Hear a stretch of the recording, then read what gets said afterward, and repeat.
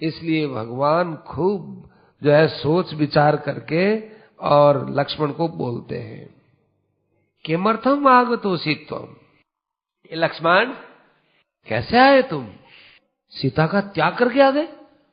और मैंने तुमको इतना कहा था ना कि सीता की तुम हर प्रकार से रक्षा करना, मेरी बात का तुमने कोई ध्यान ही नहीं दिया, सीता को छोड़ के आ गए। मेरा मन शंकित हो रहा है, राक्षसों ने सीता का भक्षण कर लिया होगा, सीता को मार दिया होगा, ऐसे शकुन हो रहे हैं।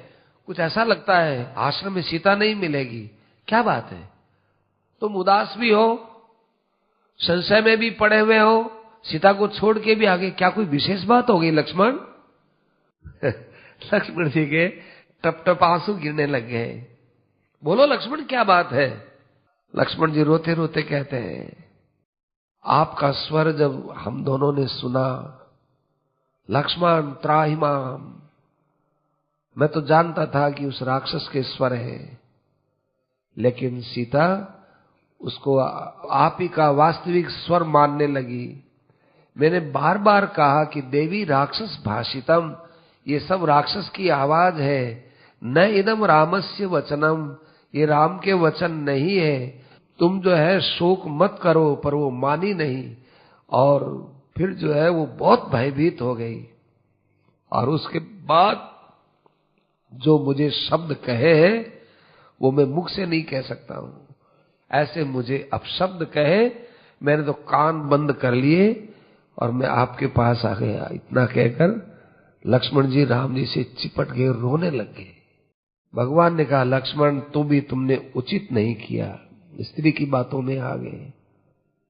स्त्री तो भाव प्रधान होती है, जैसा मन में भाव आया वैसा बोल देती है, इसलिए उनकी हर बात पर विचार थोड़ा ही होता है। त्वया स्त्री भाषितम सत्यम कृत्वा त्यक्ता, तुमने उसकी बात को सच्चा मान लिया, जो भी कुछ कहा हो उसकी बात पर क्या ध्यान देना, तुम्हें तो मेरी बात का ऊपर विचार करना चाहिए ना। तुमने अच्छा नहीं किया, चलो हो गया सो, जो भी होगा देखते हैं। मेरे मन में ऐसा लगता है कि सीता आश्रम में नहीं मिलेगी। मम मन सीता आश्रम नाही, वही बात यहां बोलते हैं। बहुत देखो, कई की जगह तो ऐसा लगता है गोस्वामी जी महाराज ने ही चौपाइयां यहाँ की लिख दी ऐसे, कि गोस्वामी जी महाराज गुणग्राही है, गुणग्राही। आदमी को अच्छे गुण कहीं से भी ले लेने चाहिए। व्यास जी की वाणी है भाई, और शंकर जी बोल रहे हैं, तुलसीदास जी महाराज तो कहे मैं तो भिक्षा ले रहा हूं इनसे। हे प्रिय, ऐसा करते करते वे वहां से आए और आश्रम के अंदर जो ही प्रवेश किए तो वहां सीता रहित आश्रम को देखा तो राम जी खूब जो है विलाप करे, वन देवियों बताओ सीता कहाँ है, सीता के विषय में बताओ, पक्षियों तुम बताओ चुपचाप क्यों हो, तुम्हारी चहक कहाँ चली गई, तुम कितने ची पी करते रहते थे, एकदम चुपचाप हो, डरते किससे हो, तुमको कौन डरा रहा है। ऐसे राम जी विलाप करते पशु पक्षियों से पूछते हैं। पार्वती वो सर्वज्ञ है, सर्वज्ञोपी, और सब कुछ कर सकते हैं, फिर भी आनंद रूप है, फिर भी शोक करते हैं, सर्वज्ञ है फिर भी पूछते हैं, और सब जगह रहने वाले हैं, सब जगह रहने वाले हैं, फिर भी वे सीता को अन्वेषण करते हैं, देख रहे हैं उसको। ये सब माया में भगवान लीला करते हैं। जैसे कोई मोह में ग्रस्त व्यक्ति आसक्त पुरुष करता है, ठीक ऐसा राम जी करते हैं। ऐसे ढूंढते ढूंढते उन्होंने रथ को टूटा हुआ देखा और वहां पर धनुष को टूटा हुआ देखा। लक्ष्मण लक्ष्मण देखो देखो देखो, कोई सीता जी को ले जा रहा था तो कोई दूसरा झपट पड़ा उस पर, ये देखो धनुष टूटा हुआ है, रथ टूटा हुआ है, किसने तोड़ा है। आगे जाके देखा तो खून का एक नाड़ा सा आ रहा था। ये खून जिधर से आ रहा है ये किसका खून हो सकता है। और वो जटायु जी दूर पड़े हुए थे यूं, अब मुंह तो था उनका यूं, और वो पड़े हुए थे विशाल शरीर। वो देखो वो राक्षस, मैंने कहा ना कि ये राक्षस ऐसे ही है, ये राक्षस है। लक्ष्मण मैं इसको एक ही बाण से मारता हूं। ऐसे करके बाण ताना तो उसी समय में जटायु जी ने आवाज लगाई, माम न मारे राम, राम मुझे मत मारो, तुम्हारी सीता की रक्षा में मैं तो यूं ही मर रहा हूं, तुम मुझे क्यों मारो, मैं जटायु हूं। दौड़ते हुए राम जी पास में गए। भार्या हरण करने वाले के साथ मेरा युद्ध हुआ और तुम्हारी भार्या का हरण रावण ने किया है। उसके धनुष को तो तोड़ा, उसके रथ को भी मैंने तोड़ के पटक दिया, लेकिन फिर अंत में उसने अपने तलवार से मेरे पांख काट दिए। मैं यही सोच रहा था कि तुम्हारे काम में तो मर ही रहा था, अब तुम्हारे मरते मरते दर्शन कर लूं। राम जी महाराज, अरे जटायु जी, तुमने मुझे बड़े भारी पाप से बचा लिया, ये तो मैं अभी तुम्हारे यहाँ बाण मार देता। बताओ मेरी सीता को कौन ले गया है, किस लिए ले गया है? तुमने तो मेरे कार्य के लिए प्राणों का त्याग किया है ना, इसलिए तुम्हारे पर मेरा पूरा भरोसा है। जटायु कहने लगे, अब मेरे से ज्यादा तो कुछ बोला नहीं जाएगा, सार बात बता देता हूं। राक्षसों का एक राजा है रावण, वो सीता को लेकर दक्षिण दिशा में गया है। साहब मेरी वाणी काम नहीं करती है। ऐसा करते करते वो वहीं पर खत्म हो गया। खत्म होने से पहले इतना ही कहा कि राम तुम सर्वज्ञ हो, तुम भगवान हो, तुम परमात्मा हो, तुम विष्णु हो, केवल माया से मनुष्य बने हुए हो। तुम्हारा दर्शन करके मैं मर रहा हूं, मेरा जीवन सफल हो गया। हस्ताभ्याम स्पृश, राम तुम में एक बार अपने कोमल हाथ से मेरे शरीर का स्पर्श कर दो, बस मैं सब प्रकार से अपना कल्याण समझूंगा और तुम्हारे लोक में चला जाऊंगा। राम जी ने स्पर्श क्या किया, अपने दोनों हाथों में उसको उठाया, अपनी गोद में रखा, उसको खूब सहलाया और जैसे बेटा है वो बाप के लिए रोता है, ऐसे राम जी महाराज वहां पर रोने लग गए। उसके प्राण पंखेरु उड़ गए। उसके बाद लक्ष्मण को बुलाकर कहा, लक्ष्मण पिताजी के दाह संस्कार में तो सम्मिलित नहीं हो पाए, लेकिन पिता का मित्र पिता ही होता है, इसका दाह संस्कार से आज दशरथ जी के दाह संस्कार में सम्मिलित होने जैसा व्यवहार अपने को करना है। बड़े आदर के साथ उसका दाह संस्कार किया और फिर उसके बाद वृक्षों का जो फल होता है, फल का जो अंदर का हिस्सा ला ला कर सब पक्षियों को और पशुओं को उन्होंने खिलाया। और उसके बाद जटायु दिव्य धाम में जाने लगा। जटायु का शरीर भी बड़ा दिव्य हो गया, चतुर्भुज रूप हो गया उसका, बड़ा दिव्य उसके लिए विमान आया। शंख चक्र गदा पद्म धारण करने वाले भगवान के पार्षद आए 4, और वे आकर के राम की स्तुति करते हैं जटायु जी, और उनके चारों तरफ पार्षद हैं। जटायु जी कहते हैं, हे प्रभु आपके गुणों का कोई पार नहीं है, आप अप्रमेय हो, अर्थात किसी प्रमा के द्वारा आपका ज्ञान नहीं होता, आपका ज्ञान तो आप ही से ही होता है। बस मैं सतत आपको प्रणाम करता रहूं। आप सुख के अनंत सागरी हो। इंदिरा कटाक्ष क्षपित सुरेंद्र चतुर्मुखादि दुखम। लक्ष्मी जी के लिए ये इंद्रादि देवता और ब्रह्मा आदि सब दुख पाते रहते हैं, परंतु आपकी जब कृपा इन पर बरसती है तो सारा दुख दूर हो जाता है। क्या विलक्षण आपका रूप है। अविरत भव भावनाति दूरम। जो लोग रात दिन संसार के काम धंधों में लगे हुए हैं, संसार की भावना में ही रह रहे हैं, ये मैं हूं, ये मेरा शरीर है, ये मेरा परिवार है, ये बाल बच्चे हैं, ये मेरा व्यापार है, ये मेरा रुपया है, ये मेरा धन है, ये मेरा, केवल इसी की रट में जो लगे हुए हैं, उनसे तो आप अति दूरम, बहुत दूर हैं। उनके सामने यदि भगवान की बात की जाए तो कहते हैं भाई अब हमको तो भगवान मिलेंगे नहीं, इस जन्म में तो नहीं मिलेंगे। ऐसी ऐसी बातें वे लोग करते हैं। लेकिन जो आपके भक्ति करने वाले हैं वो कहते हैं कि भगवान के अलावा तो इस संसार में कोई दूसरा है ही नहीं, सब तरफ भगवान ही तो भगवान है। जल भगवान, मकान भगवान, भोजन भगवान, मनुष्य भगवान, स्त्रियां भगवान, बाल बच्चे भगवान, पशु भगवान, भगवान के बाहर कुछ है ही नहीं, सब भगवान है। हे प्रभु, हम आपको प्रणाम करते हैं। पर धन परदार वर्जिता नाम, पर गुण भूति सुतुष्ट मानसानाम, परहित निरतात्मनाम सुसेव्यम।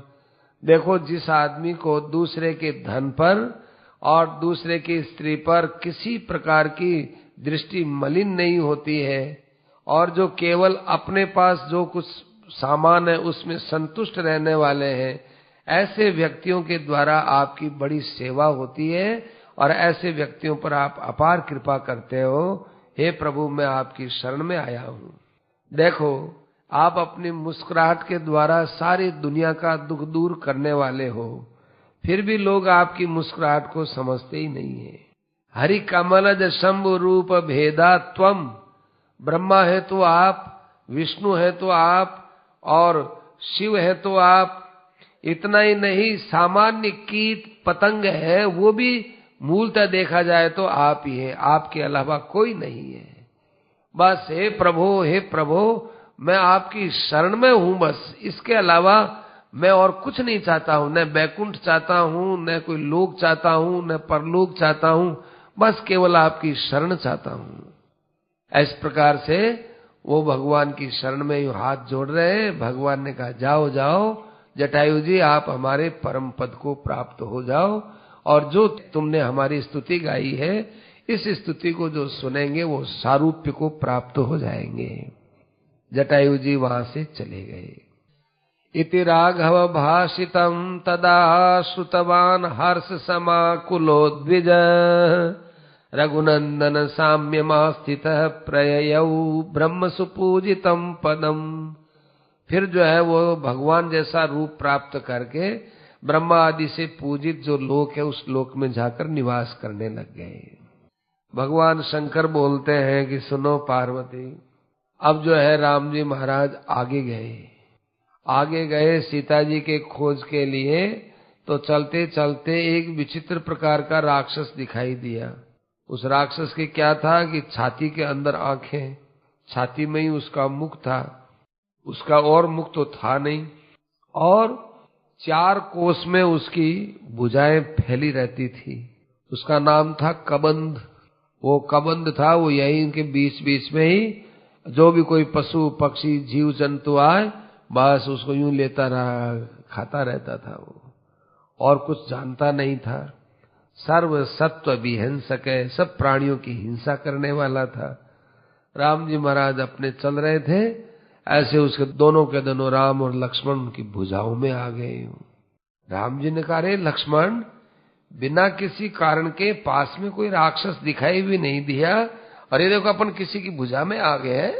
ये कहेगा ये कैसी लंबी भुजा है रे, अरे ये तो बहुत लंबी भुजा है, देख लक्ष्मण ये इतनी दूर तक इसकी भुजा है राक्षस की, उसके चक्कर में पड़ गए। और वो देखो इसका मुंह है, जो पेट में उसका मुंह है। फंस गए लक्ष्मण, बड़े फंसे। शिरपाद विहीनो, न तो इसका सिर है न इसके पैर है, केवल एक वक्षस्थल है और बाहुओं से ही अपने को पकड़ लिया। कोई मार्ग अपने को दिख नहीं रहा है। बताओ लक्ष्मण क्या करें? ऐसा कोई उपाय करो कि अपने को खा न सके। क्या विचार करते हैं भैया?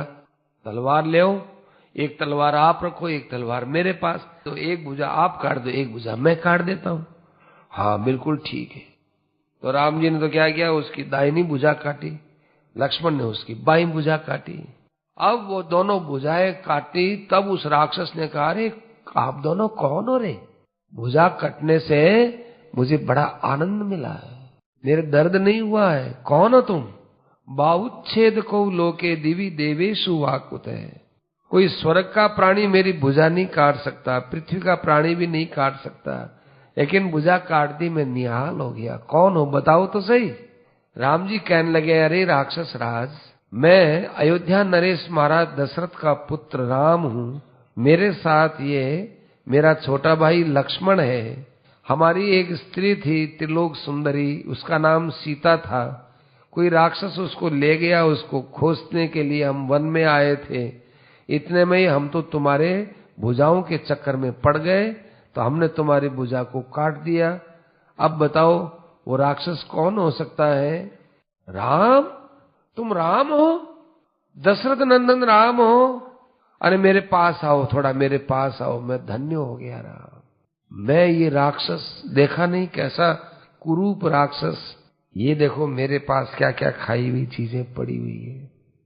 दुनिया को मैं आज ये कह सकता हूं कि कितने दयालु राम है कि ऐसा तो मेरा आहार, ऐसा मेरा कर्म, फिर भी देखो राम ने मेरे पर कृपा की और आज मुझे ये देती योनि से पिंड छुड़ाया। असल में मैं गंधर्वराज था, मैं बड़ा स्वरूपवान था, बहुत सुंदर मेरा रूप था। जहां कहीं भी मैं विचरण करता था अपने रूप को देखता रहता था और यूं बार बार देखता, निहारता, ऐसा लगता कि मेरे जैसा कोई दूसरा है ही नहीं। ऐसे करते करते एक बार कोई ब्राह्मणों की सभा लगी हुई थी, उसमें अष्टावक्र जी थे। अब जो अष्टावक्र जी 8 जगह से टेढ़ा हुए। अच्छा, इधर क्या हुआ कि ब्रह्मा जी से मैंने वरदान ले लिया था कि मैं हर किसी से मरूं नहीं। ऐसी मेरे में योग्यता आ गई। योग्यता आ जाने के बाद और घमंडी हो गया। इधर एक बार ब्राह्मणों की सभा में अष्टावक्र जी जा रहे थे। अष्टावक्र जी 8 जगह से टेढ़ा मेढ़ा, हाथ से, पैर से, कमर से, यूं यूं यूं चले तो यूं चले, शरीर यहाँ से सिर से। अष्टावक्र जी महाराज टेढ़े मेढ़े थे। उनको देखा तो मैं जोर जोर से हंसने लगा।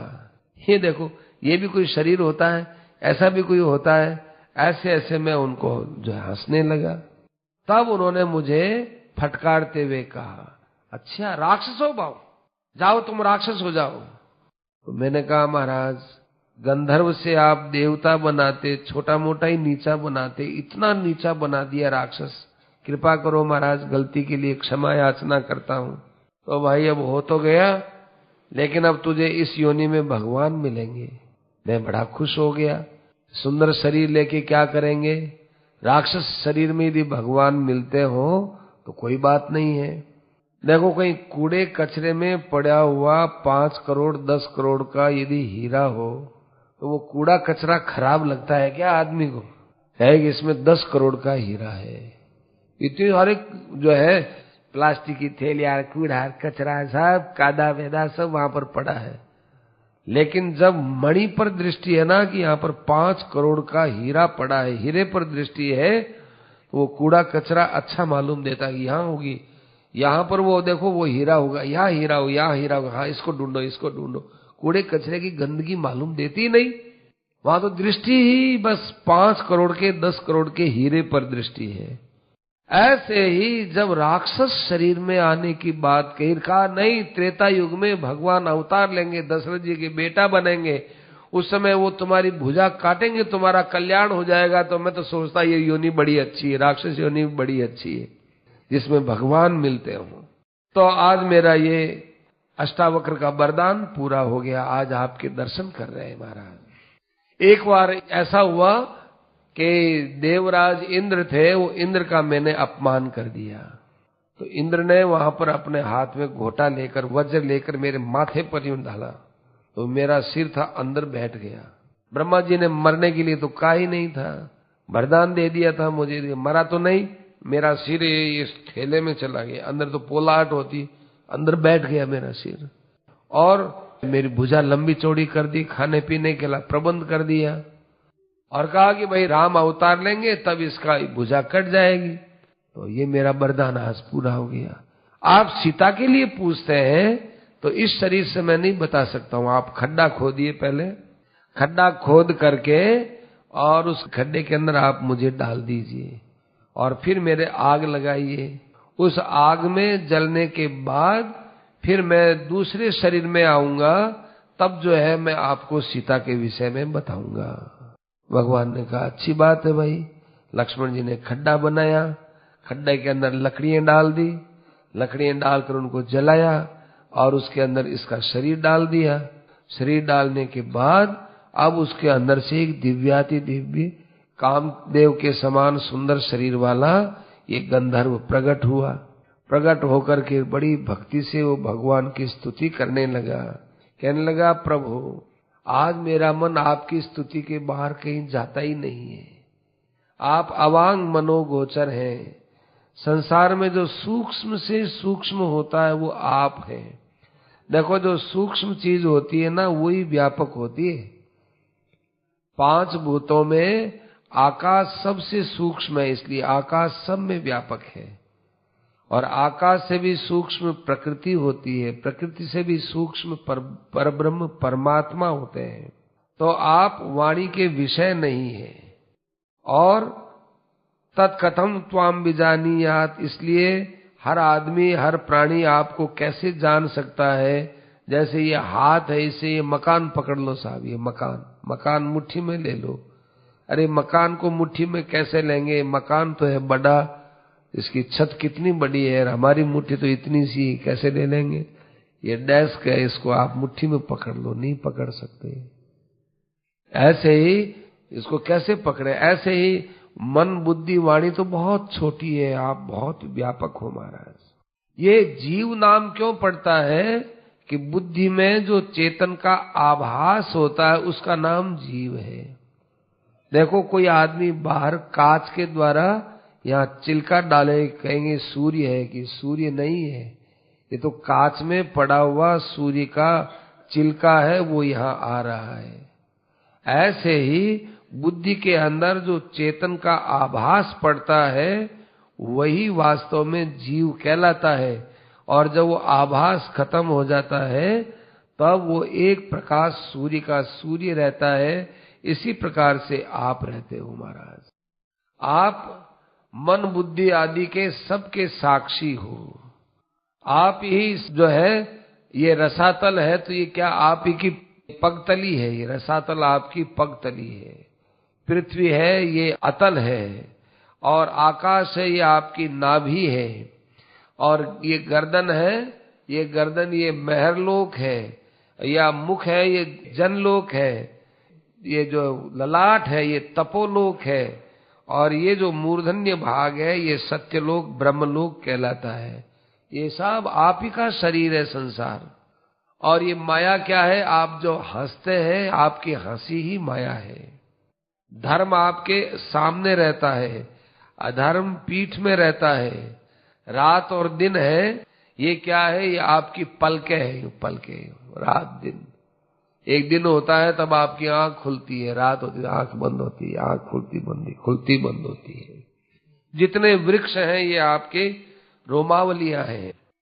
इस स्थूल रूप के अंदर भी यदि आपकी बुद्धि कर ले तो अनायासेन मुक्ति स्यात्, अनायास मुक्ति हो जाए।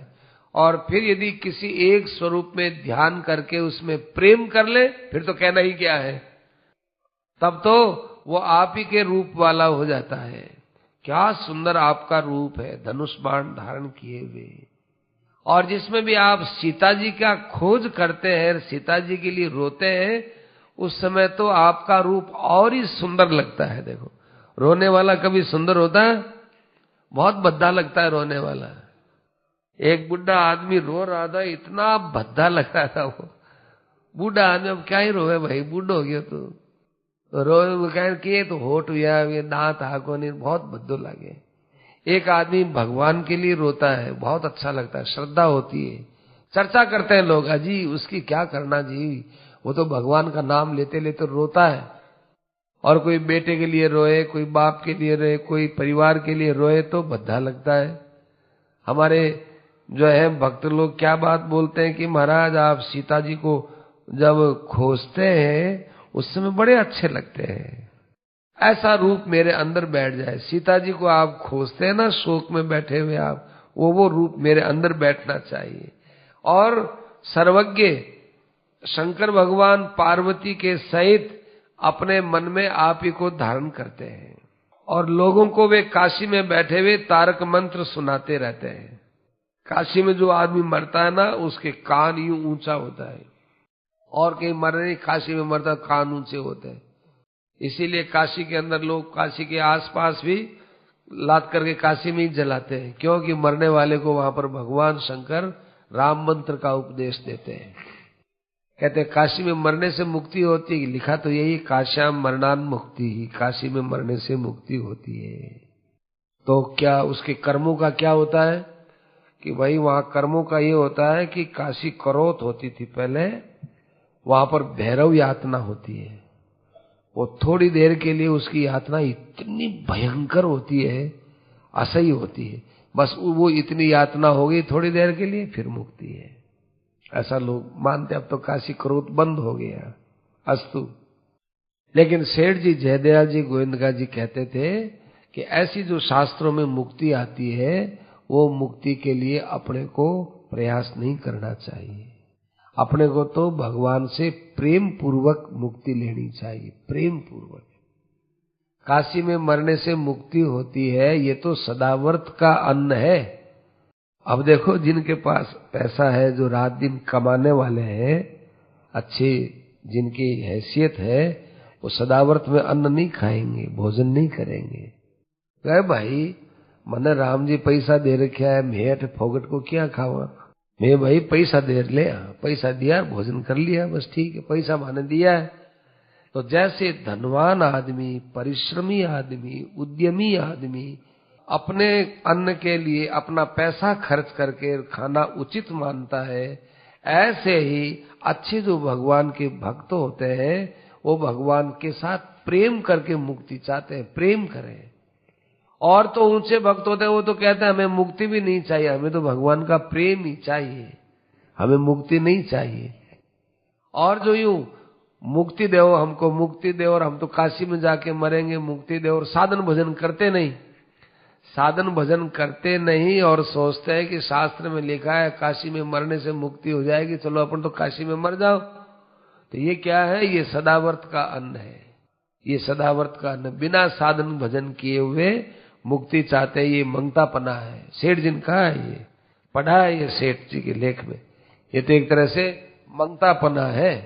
कोई आदमी सदावर्त में जाए, भाई अपने भाई जिन दरिद्र नारायण को भोजन कराना है, आओ ले जाओ भोजन करो, भाई लाओ लाओ मनी देव, अल्लाह बाबा तू ही ले, देवा नहीं धन। ऐसे मंगता बन करके कल्याण नहीं करना चाहिए, कल्याण साधन करके प्रेम करके करना चाहिए। मुमूर्षु नाम सदा काश्याम तारकम ब्रह्मवाचकम। और जो राम राम राम राम ऐसा उपदेश सुनकर के आपके प्रेम के अंदर लगे हुए रहते हैं, वे महाराज माया से प्रभावित नहीं होते, क्योंकि माया उनको घेर ही नहीं सकती, मुंह पर राम राम रहता है। जैसे जिस घर में जागरण होता है, उस घर में चोरी नहीं होती, पहरा लगा रहता है, वहां चोरी नहीं होती। ऐसे ही भाई जो राम राम राम राम करते हैं, राम राम क्या है? ये पहरेदार है, पहरेदार, भगवान का नाम पहरा लगाता है। तो यहाँ माया आदि का कार्य चोर वगैरह नहीं आ सकते। हे प्रभु, हे प्रभु रक्षा करो महाराज, आपकी माया मेरे पर प्रभावित न हो। राम जी कहते हैं कि हे देवराज गंधर्व, तुम्हारी स्तुति से हम बड़े प्रसन्न हो गए। बड़े बड़े योगी लोग ऐसी स्तुति गाया करते हैं। तुम तो भाई एक बात बताओ कि हमारी सीता का कुछ पता नहीं बताया।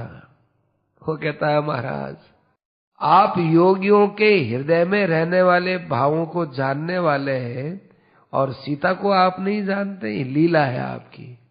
और आप इस लीला में मुझसे पूछ करके मेरे को लीला का पात्र बनाकर मुझे गौरव प्रदान करते हैं। इसलिए महाराज आपकी दी हुई शक्ति से ही आपको बताता हूं कि यहाँ थोड़ी दूर के आश्रम में शबरी जी रहती हैं। आप शबरी के आश्रम में जाओ, और वो भक्ति से आपको बहुत दिनों से चाह रही है। सर्वम ते कथयिष्यति, वो आपको सब समाचार सुना देगी। आप शबरी के वहां जाओ। इत्युक्त्वा प्रययौ सोपि विमानेनार्क वर्चसा, वो तो स्वर्णिम विमान में अपने धाम में चले गए। और इधर भगवान आगे बढ़े। बड़ा भयंकर जंगल था, सिंह व्याघ्र आदियों से वो दूषित था जंगल में चलते चलते शबरी के आश्रम में आए। शबरी ने देखा कि राम लक्ष्मण मेरे आश्रम में आए हैं। अब शबरी के आनंद का कोई ठिकाना नहीं रहा। सबरी के तो आंखों में आंसू आते हैं और सबरी कहती है कि अरे आंसू, तुमको तो पहले जितना आया आ गया, अब क्यों आते हो तुम? क्यों अब आ रहे हो? मेरे को तो राम जी के पूरे दर्शन ही नहीं हो पाते। अरे आंसू, रुक जाओ रुक जाओ रुक जाओ, अब मत आओ, पहले बहुत आ लिए तुम, अब मत आओ, अब तो हमको राम जी के दर्शन तो करने दो। ऐसे अपने आंख में आने वाले आंसुओं को रोकना चाहती है राम जी के दर्शन के लिए। स्वागतेन, बड़ा स्वागत किया, आसन पर बैठाया, राम लक्ष्मण के चरणों को धोया और जल के द्वारा उनका जो अभिषेक किया और अनेक प्रकार के फल फूल जो थे वो उनके सामने रखे। फलानी अमृत कल्पानी, देखो हमने किसी रामायण में नहीं पढ़ा है कि राम जी को उन्होंने ऊठे फल दिए। कौन से रामायण से लोग बोलते हैं पता नहीं है कि चाखा और राम जी ने चाखा। ये देखो आजकल लोग है ना ऊँटा खाते हैं एक दूसरे का, तो चला दिया है कि राम जी ऊँटे फल खाए। ऊँटे फल नहीं खाए राम जी ने, तो राम जी को मीठे फल दिए। मीठे का क्या पता चलता था उसको कि वो फल लाती थी, जो देखती थी कि इस वृक्ष का फल बड़ा मीठा है, तो एक फल जैसा होता है वैसा ही सब होते हैं। तब उसने क्या किया कि फल चख लिया कि हाँ ये अच्छा फल मीठा है, तो ये फल ले लो, ये फल इस वृक्ष का ये फल है कि ये ले लो, ये खट्टा है ये मत ले हो तो नहीं ले। ऐसे अमृत कल्पानी मधुरानी फलानी ददऊ, ऐसे उन्होंने ला करके फल दिए और फूल उनके चरणों में रखे। और फिर जो है सबरी बड़े भक्ति भाव से कहने लगी कि महाराज इस आश्रम में रहते हुए मुझे बहुत वर्ष हो गए, ये मेरे गुरु का आश्रम है, मतंग ऋषि का आश्रम है। मतंग ऋषि एक बड़े बूढ़े महात्मा थे, हजारों वर्षों तक वे यहाँ रहे। बहुत समय हो गया उनको गए हुए, समय हो गया ज्यादा।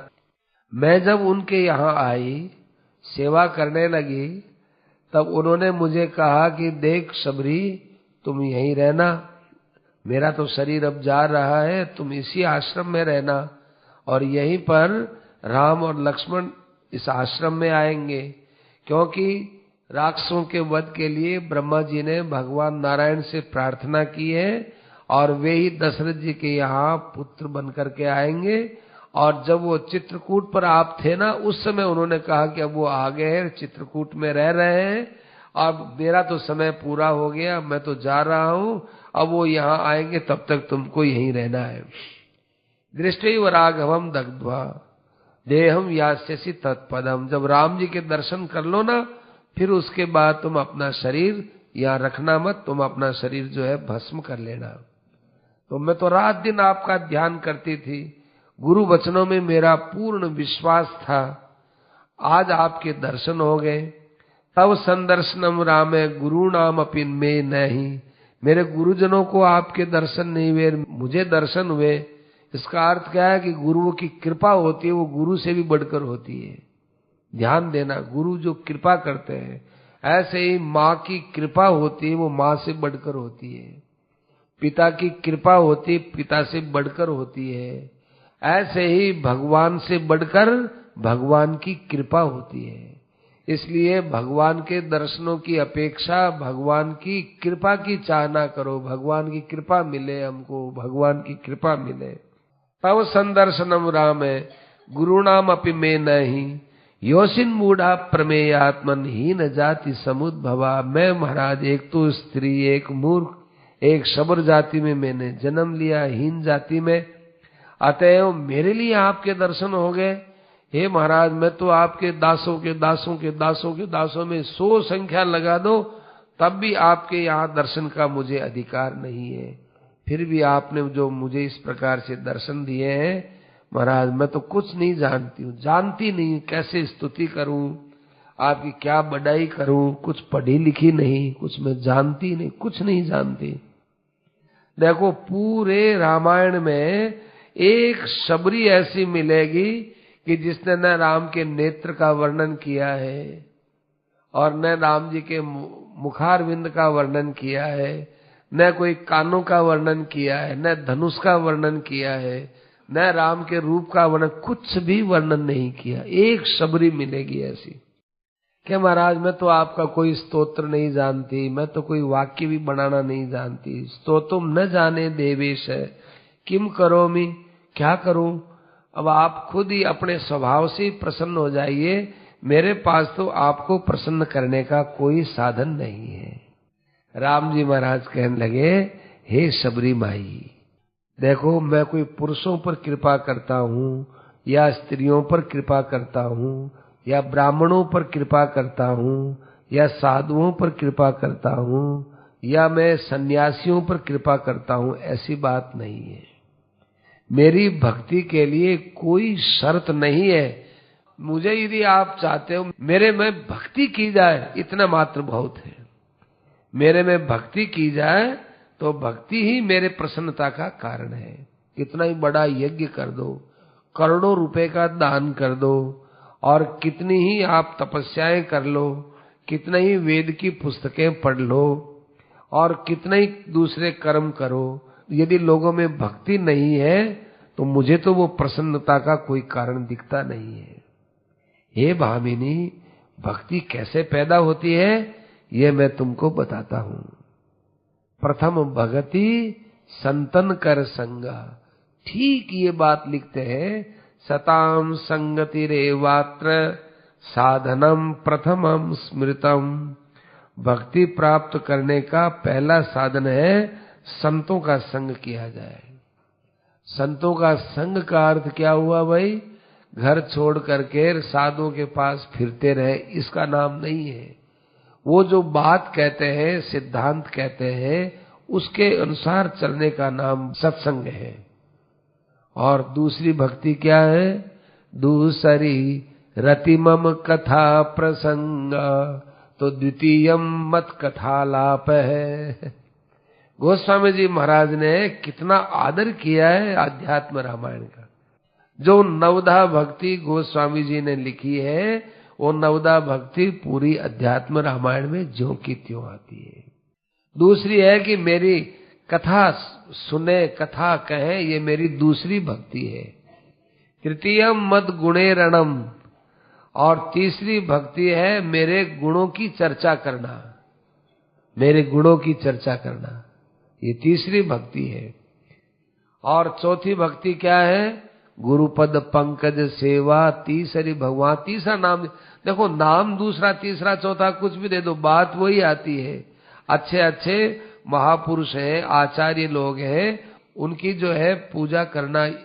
तो चौथी भक्ति बता रहे हैं। चौथी भक्ति क्या है? व्याख्या त्रित्व मद वचसाम, मेरे वाणी की व्याख्या करना। जो गीता है ये भगवान की वाणी है, उसकी व्याख्या करना। ऐसे ही उपनिषद है, उनकी व्याख्या करना।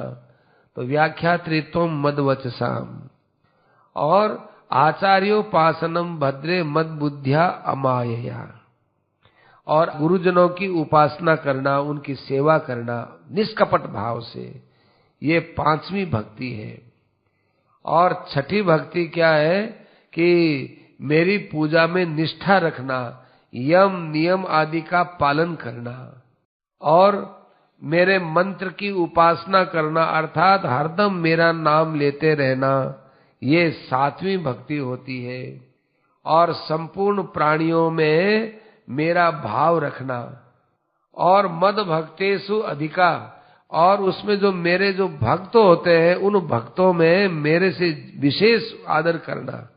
सामान्य रूप से तो मैं सब में हूं, लेकिन मेरे जो भक्त हैं उनके अंदर विशेष रूप से मेरा स्वरूप समझना, मेरे से भी अधिक उनकी पूजा करना, ये आठवीं भक्ति है।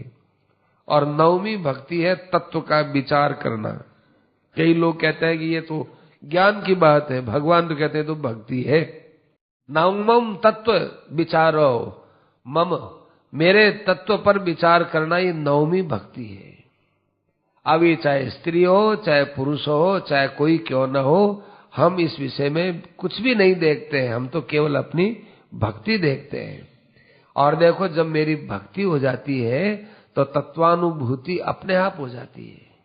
तत्वानुभूति के बाद मेरी भक्ति हो जाए ये इतना अनिवार्य नहीं है, लेकिन मेरी भक्ति के बाद तत्वानुभूति हो जाएगी, इसमें निश्चित बात है। इसलिए मनुष्य को